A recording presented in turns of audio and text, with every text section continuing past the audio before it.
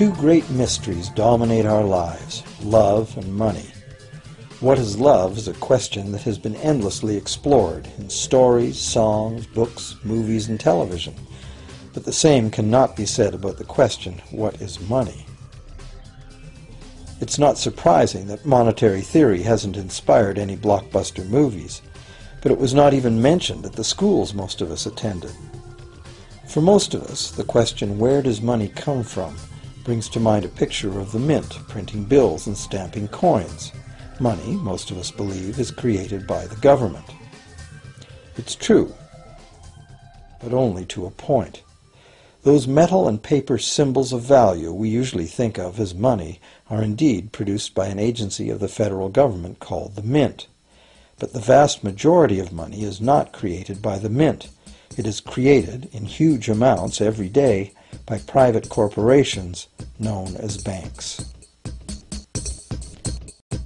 Most of us believe that banks lend out money that has been entrusted to them by depositors. Easy to picture, but not the truth. In fact, banks create the money they loan, not from the bank's own earnings, not from the money deposited, but directly from the borrower's promise to repay. The borrower's signature on the loan papers is an obligation to pay the bank the amount of the loan plus interest, or lose the house, the car, whatever asset was pledged as collateral. That's a big commitment from the borrower. What does the same signature require of the bank? The bank gets to conjure into existence the amount of the loan and just write it into the borrower's account. Sound far-fetched? Surely that can't be true. But it is.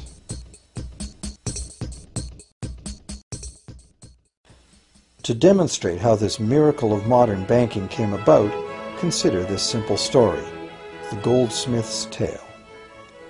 Once upon various times, pretty much anything was used as money. It just had to be portable, and enough people had to have faith that it could later be exchanged for things of real value, like food, clothing, and shelter. Shells, cocoa beans, pretty stones, even feathers have been used as money.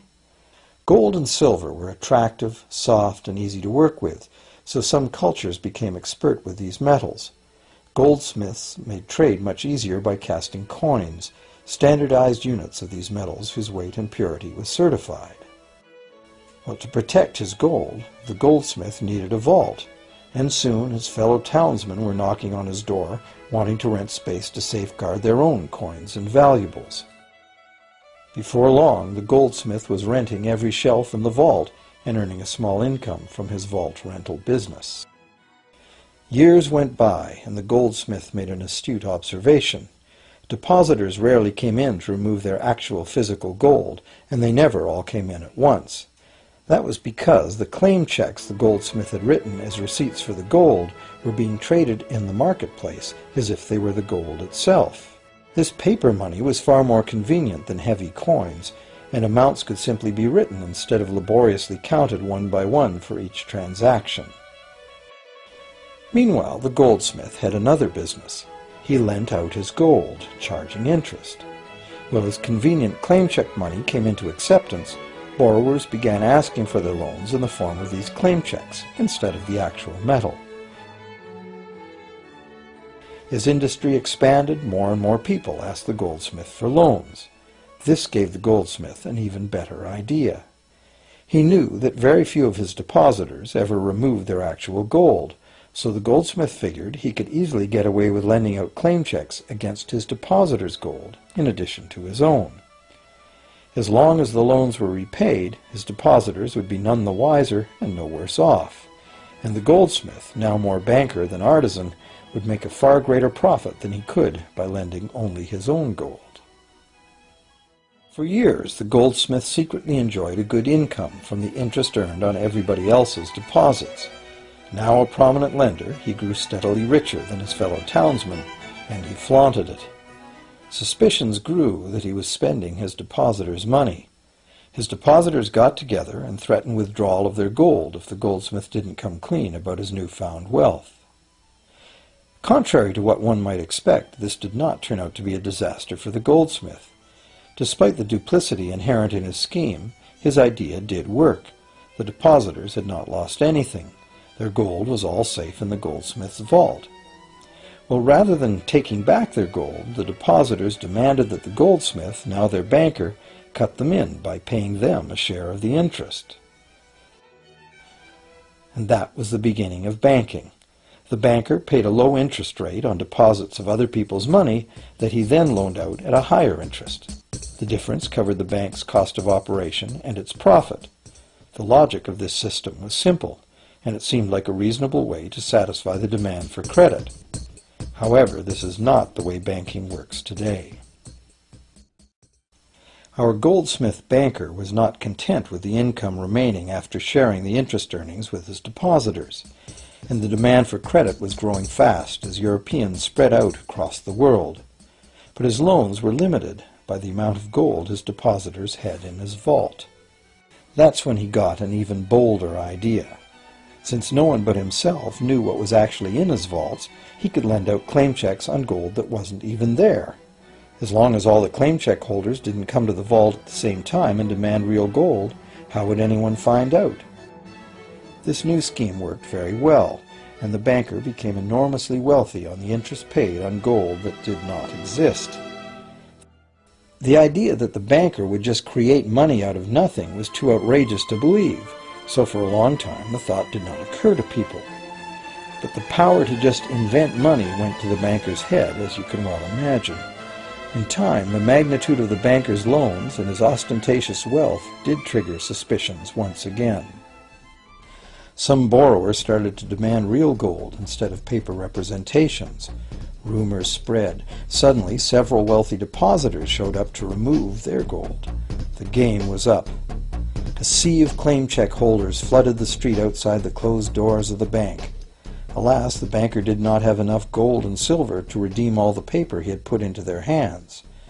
This is called a run on the bank, and it is what every banker dreads. This phenomenon of a run on the bank ruined individual banks and, not surprisingly, damaged public confidence in all bankers. It would have been straightforward to outlaw the practice of creating money from nothing. But the large volumes of credit the bankers were offering had become essential to the success of European commercial expansion, so instead the practice was legalized and regulated. Bankers agreed to abide by limits on the amount of fictional loan money that could be lent out. The limit would still be a number much larger than the actual value of gold and silver in the vault.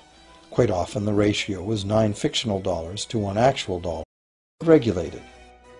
Bankers agreed to abide by limits on the amount of fictional loan money that could be lent out. The limit would still be a number much larger than the actual value of gold and silver in the vault. Quite often the ratio was 9 fictional dollars to 1 actual dollar in gold. These regulations were enforced by surprise inspections. It was also arranged that, in the event of a run, central banks would support local banks with emergency infusions of gold. Only if there were runs on a lot of banks simultaneously would the banker's credit bubble burst and the system come crashing down.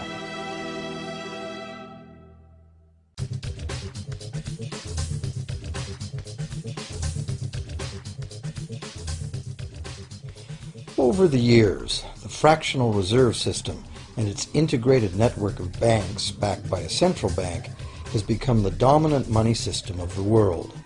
At the same time, the fraction of gold backing the debt money has steadily shrunk to nothing. The basic nature of money has changed. In the past, a paper dollar was actually a receipt that could be redeemed for a fixed weight of gold or silver. In the present, a paper or digital dollar can only be redeemed for another paper or digital dollar. In the past, privately created bank credit existed only in the form of private banknotes, which people had the choice to refuse, just as we have the choice to refuse someone's private check today. In the present, privately created bank credit is legally convertible to government-issued fiat currency, the dollars, loonies, and pounds we habitually think of as money. Fiat currency is money created by government fiat or decree, and legal tender laws declare that citizens must accept this fiat money as payment for debt, or else the courts will not enforce the obligation. So now the question is, if governments and banks can both just create money, then how much money exists? In the past, the total amount of money in existence was limited to the actual physical quantities of whatever commodity was in use as money. For example, in order for new gold or silver money to be created, more gold or silver had to be found and dug out of the ground. In the present, money is literally created as debt. New money is created whenever anyone takes a loan from the bank. As a result, the total amount of money that can be created has only one real limit: the total level of debt.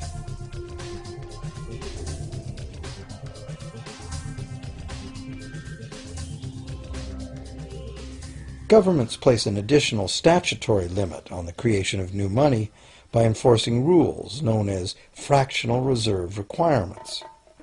Essentially arbitrary, fractional reserve requirements vary from country to country and from time to time. In the past, it was common to require banks to have at least $1 worth of real gold in the vault to back $10 worth of debt money created. Today, reserve requirement ratios no longer apply to the ratio of new money to gold on deposit, but merely to the ratio of new debt money to existing debt money on deposit in the bank. Today, a bank's reserves consist of two things: the amount of government-issued cash or equivalent that the bank has deposited with the central bank, plus the amount of already existing debt money the bank has on deposit. To illustrate this in a simple way, let's imagine that a new bank has just started up and has no depositors yet. However, the bank's investors have made a reserve deposit of $1,111.12 of existing cash money at the central bank. The required reserve ratio is 9-to-1. Step 1. The door is open and the new bank welcomes its first loan customer. He needs $10,000 to buy a car. At the 9-to-1 reserve ratio, the new bank's reserve at the central bank, also known as high-powered money, allows it to legally conjure into existence 9 times that amount, or $10,000, on the basis of the borrower's pledge of debt. This $10,000 is not taken from anywhere. It's brand new money simply typed into the borrower's account as bank credit. The borrower then writes a check on that bank credit to buy the used car. Step 2. The seller then deposits this newly created $10,000 at her bank. Unlike the high-powered government money deposited at the central bank, this newly created credit money cannot be multiplied by the reserve ratio. Instead, it's divided by the reserve ratio. At a ratio of 9-to-1, a new loan of $9,000 can be created on the basis of the $10,000 deposit. Step 3. If that $9,000 is then deposited by a third party at the same bank that created it or at a different one, it becomes the legal basis for a third issue of bank credit, this time for the amount of $8,100. Like one of those Russian dolls, where each layer contains a slightly smaller doll inside, each new deposit contains the potential for a slightly smaller loan in an infinitely decreasing series. Now, if the loan money created is not deposited at the bank, the process stops. That's the unpredictable part of the money creation mechanism. But more likely, at every step, the new money will be deposited at a bank, and the reserve ratio process can repeat itself over and over until almost $100,000 of brand new money has been created within the banking system. All of this new money has been created entirely from debt, and the whole process has been legally authorized by the initial reserve deposit of just $1,111.12, which is still sitting untouched at the central bank. What's more, under this ingenious system, the books of each bank in the chain must show that the bank has 10% more on deposit than it has out on loan. This gives banks a very real incentive to seek deposits in order to be able to make loans, supporting the general but misleading impression that loans come out of deposits.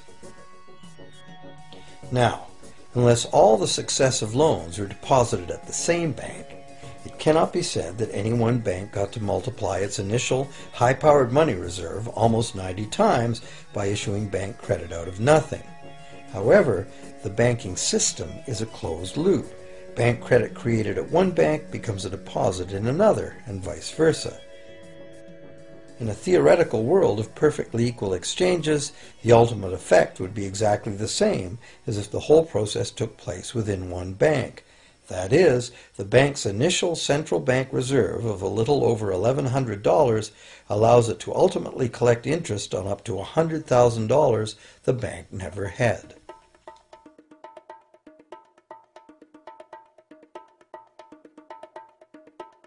If that sounds ridiculous, try this. In recent decades, as a result of steady lobbying by the banks, the requirements to make a reserve deposit at the nation's central bank have all but disappeared in some countries, and actual reserve ratios can be much higher than 9-to-1.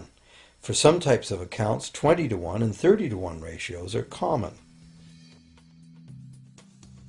And even more recently, by using loan fees to raise the required reserve from the borrower, banks have now found a way to circumvent reserve requirement limitations entirely.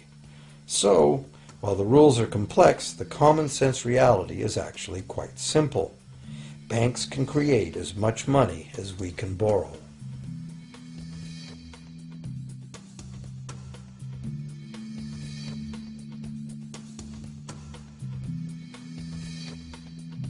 Despite the endlessly presented mint footage, government-created money typically accounts for less than 5% of the money in circulation. More than 95% of all money in existence today was created by someone signing a pledge of indebtedness to a bank. What's more, this bank credit money is being created and destroyed in huge amounts every day, as new loans are made and old ones repaid.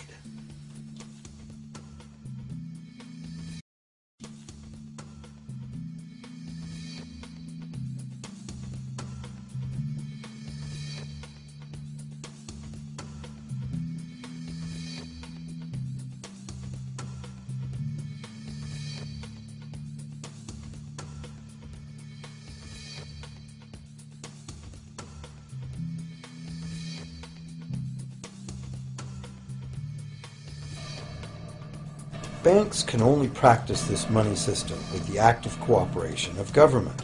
First, governments pass legal tender laws to make us use the national fiat currency. Secondly, governments allow private bank credit to be paid out in this government currency. Thirdly, government courts enforce debts. And lastly, governments pass regulations to protect the money system's functionality and credibility with the public, while doing nothing to inform the public about where money really comes from. The simple truth is that when we sign on the dotted line for a so-called loan or mortgage, our signed pledge of payment, backed by the assets we pledge to forfeit should we fail to pay, is the only thing of real value involved in the transaction. To anyone who believes we will honor our pledge, that loan agreement or mortgage is now a portable, exchangeable, and saleable piece of paper. It's an IOU. It represents value and is therefore a form of money. This money the borrower exchanges for the bank's so-called loan. Now, a loan in the real world means that the lender must have something to lend. If you need a hammer, my loaning you a promise to provide a hammer I don't have won't be of much help. But in the artificial world of money, a bank's promise to pay money it doesn't have is allowed to be passed off as money, and we accept it as such.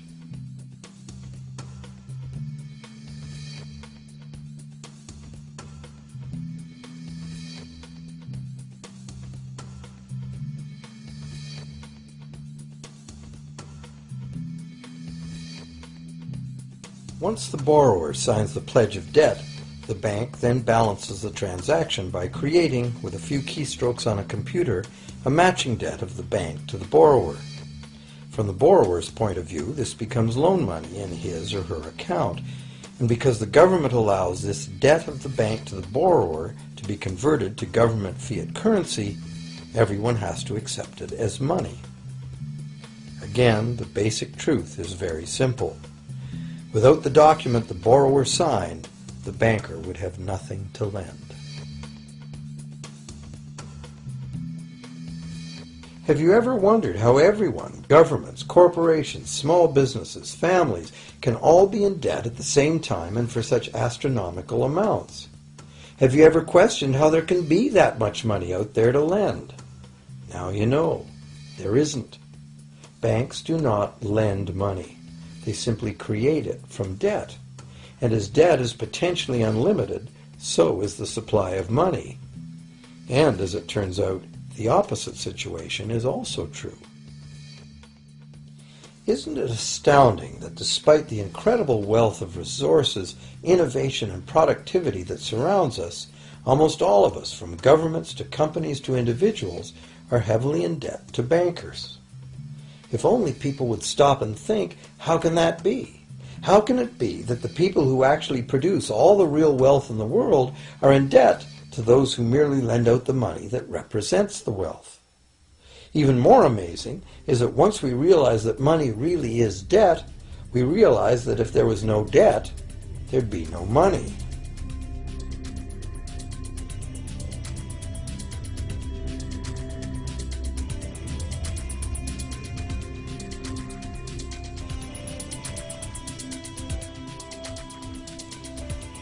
If this is news to you, you are not alone.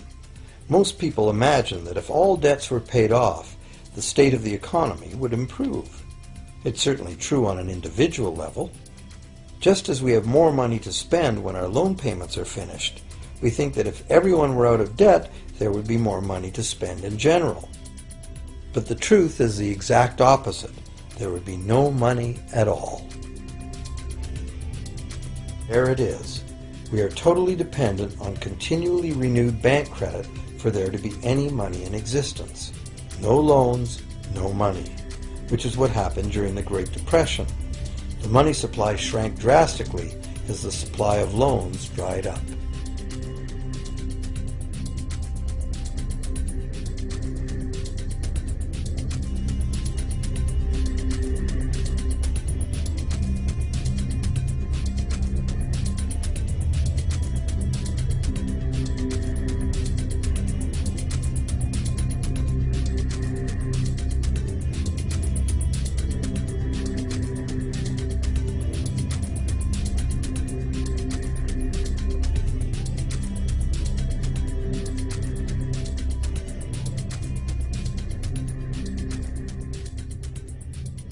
And that's not all. Banks create only the amount of the principal. They don't create the money to pay the interest. Where is that supposed to come from? The only place borrowers can go to obtain the money to pay interest is the general economy's overall money supply. But almost all that overall money supply has been created exactly the same way, as bank credit that has to be paid back with more than was created. So everywhere there are other borrowers in the same situation, frantically trying to obtain the money they need to pay back both principal and interest from a total money pool which contains only principal. It is clearly impossible for everyone to pay back the principal plus interest because the interest money doesn't exist. This can even be expressed by a simple mathematical formula. The big problem here is that for long-term loans, such as mortgages and government debt, the total interest far exceeds the principal. So unless a lot of extra money is created to pay the interest, it means a very high proportion of foreclosures and a non-functioning economy. To maintain a functional society, the rate of foreclosure needs to be low. And so, to accomplish this, more and more new debt money has to be created to satisfy today's demands for money to service the previous debt. But of course, this just makes the total debt bigger, and that means more interest must ultimately be paid, resulting in an ever-escalating and inescapable spiral of mounting indebtedness.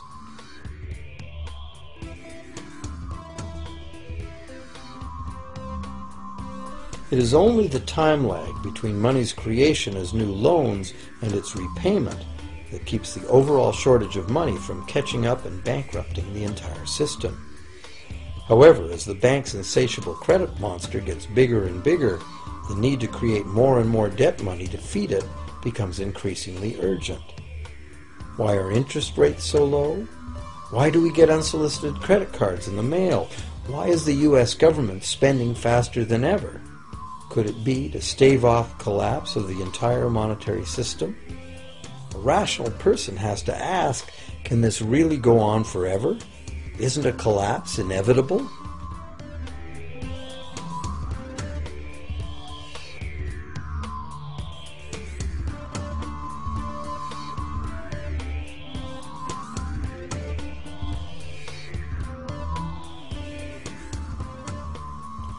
Money facilitates production and trade. As the money supply increases, money just becomes increasingly worthless unless the volume of production and trade in the real world grows by the same amount. Add to this the realization that when we hear that the economy is growing at 3% per year, it sounds like a constant rate, but it's not. This year's 3% represents more real goods and services than last year's 3% because it's 3% of the new total. Instead of a straight line, as is naturally visualized from the words, it is really an exponential curve getting steeper and steeper. The problem, of course, is that perpetual growth of the real economy requires perpetually escalating use of real-world resources and energy. More and more stuff has to go from natural resource to garbage every year, forever, just to keep this system from collapsing.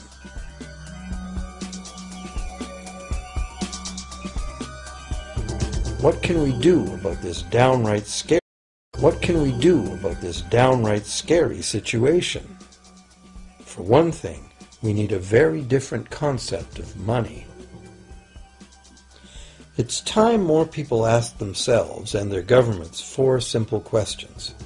Around the world, governments borrow money at interest from private banks.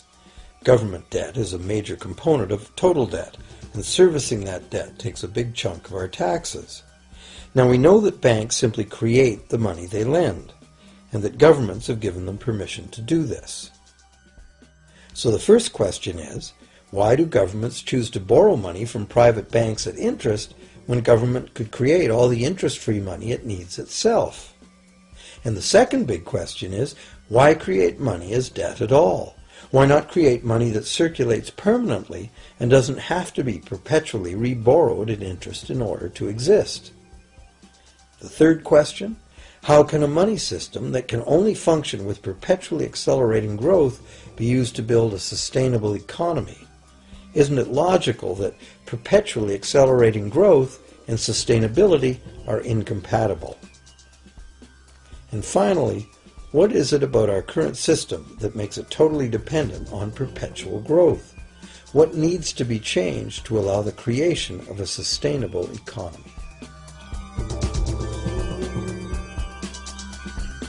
At one time, charging any interest on a loan was called usury and was subject to severe penalties, including death. Every major religion forbade usury. Most of the arguments made against the practice were moral. It was held that money's only legitimate purpose was to facilitate the exchange of real goods and services. Any form of making money from simply having money was regarded as the act of a parasite or of a thief. However, as the credit needs of commerce increased, the moral arguments eventually gave way to the argument that lending involves risk and loss of opportunity to the lender, and therefore attempting to make a profit from lending is justified. Today, these notions seem quaint. Today, the idea of making money from money is held as an ideal to strive for. Why work when you can get your money to work for you?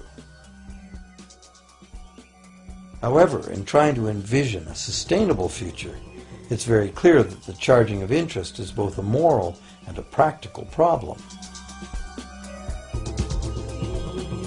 Imagine a society and economy that can endure for centuries because, instead of plundering its capital stores of energy, it restricts itself to present-day income.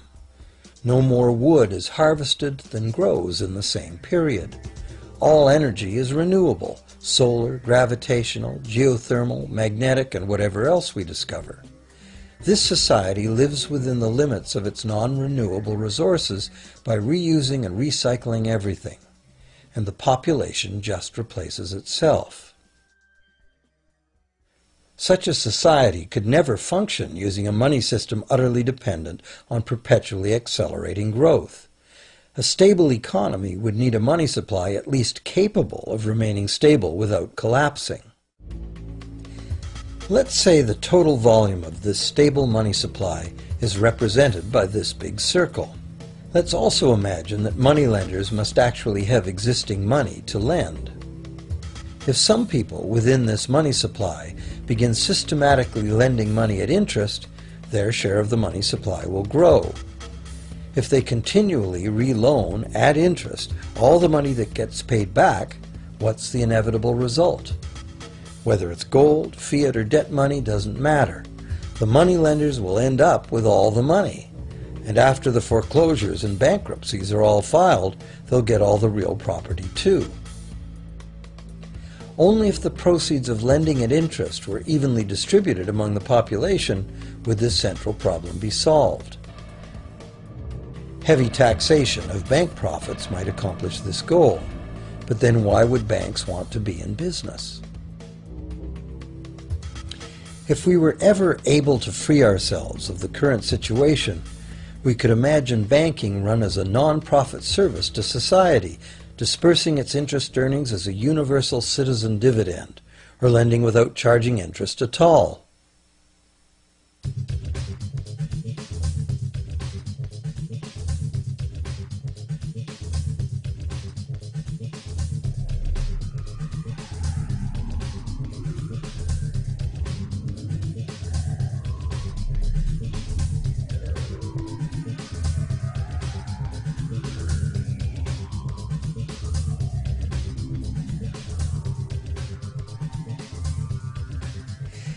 If it is the fundamental nature of the system that causes the problems, tinkering with the system cannot ever solve those problems.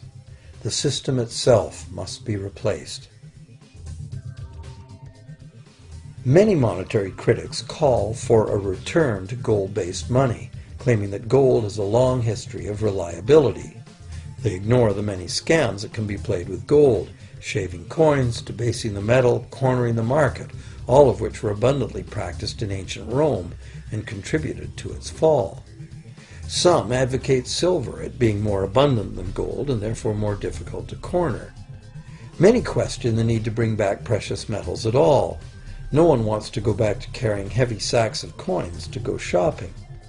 It's a certainty that paper, digital, plastic, or more likely biometric ID money would be the real medium of trade, with the same potential for creating unlimited debt money we have now. Beyond that, if gold again became the sole legal basis of money, those who have no gold would suddenly have no money. Other monetary reform advocates have concluded that greed and dishonesty are the main problems, and that there may be better ways to create an honest and equitable money system than returning to silver or gold. Inventive minds have proposed a variety of alternate ways to create money. Many private barter systems create money as debt, much as banks do, but it is done openly and without charging interest.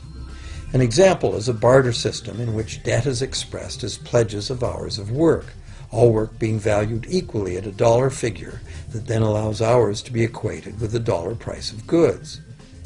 This kind of money system can be set up by anyone who can devise a way to do the accounting and find willing and trustworthy participants. Setting up a local barter money system, even if it were little used now, would be prudent emergency planning for any community. Monetary reform, like electoral reform, is a big topic, and one that requires a willingness to change and to think outside the box.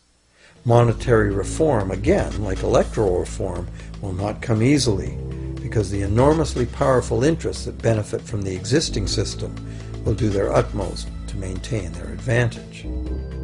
Now that we've seen that money is just an idea, and that in reality money can be whatever we make it, Here's one very simple alternative monetary concept to consider.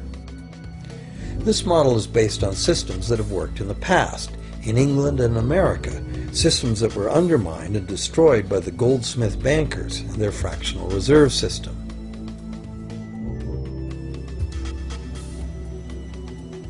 To create an economy based on permanent interest-free money, money could simply be created and spent into the economy by the government, preferably on long-lasting infrastructure that facilitates the economy, such as roads, railroads, bridges, harbors, and public markets.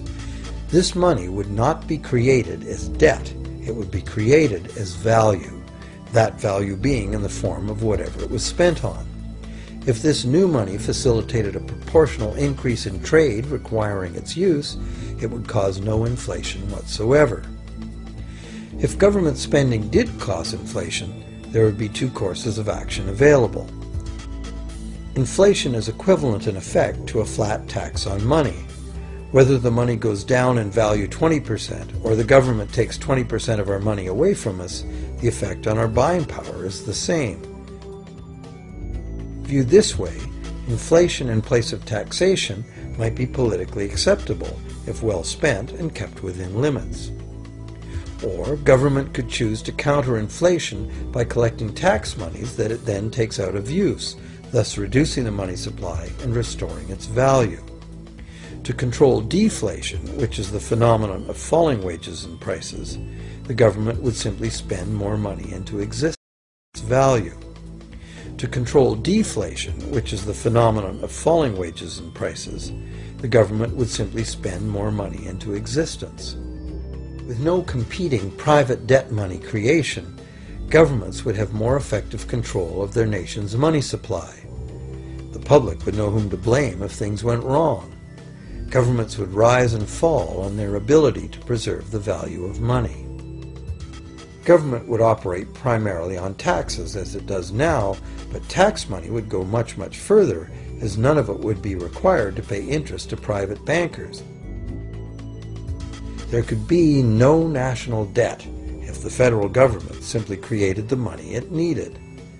Our perpetual collective servitude to the banks through interest payments on government debt would be impossible.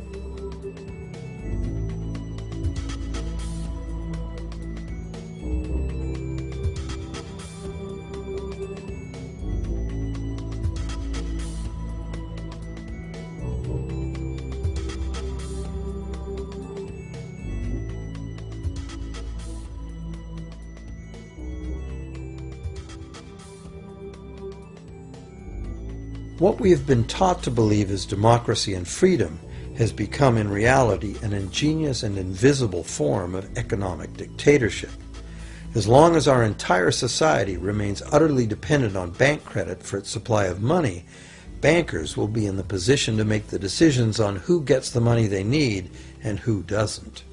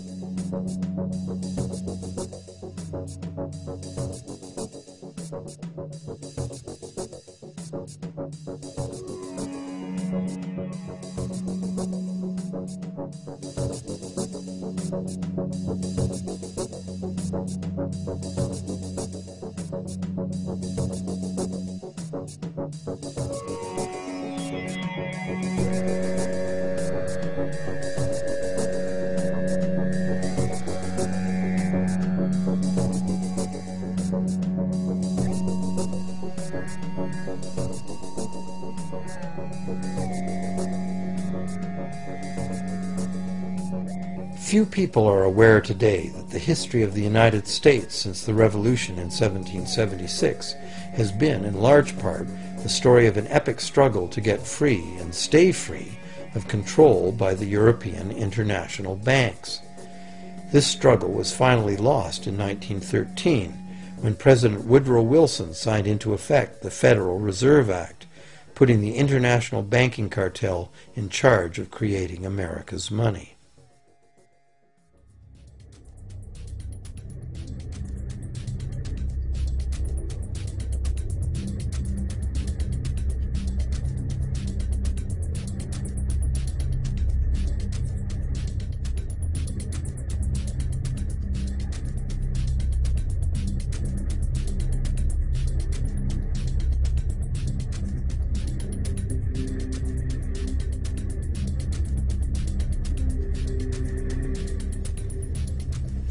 The power of this system is deeply ingrained. So is the educational and media silence on the subject. Years ago, a Canadian Deputy Prime Minister surveyed scores of non-economists, both highly educated professionals and common-sense people on the street, and found that not one of them had an accurate understanding of how money is created. In fact, it's probably safe to say that most people, including the frontline employees of banks, have never given the matter a moment's thought. Have you?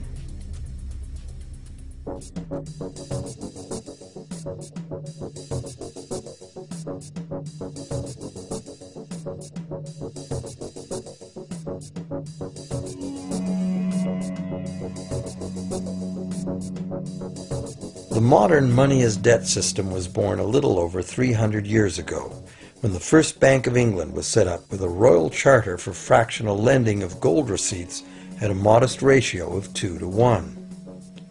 That modest ratio was just the proverbial foot in the door. The system is now worldwide, creates virtually unlimited amounts of money out of thin air, and has almost everyone on the planet chained to a perpetually growing debt that can never be paid off.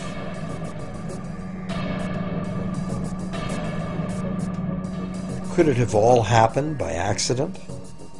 Or is it a conspiracy? Obviously, something very big is at stake here.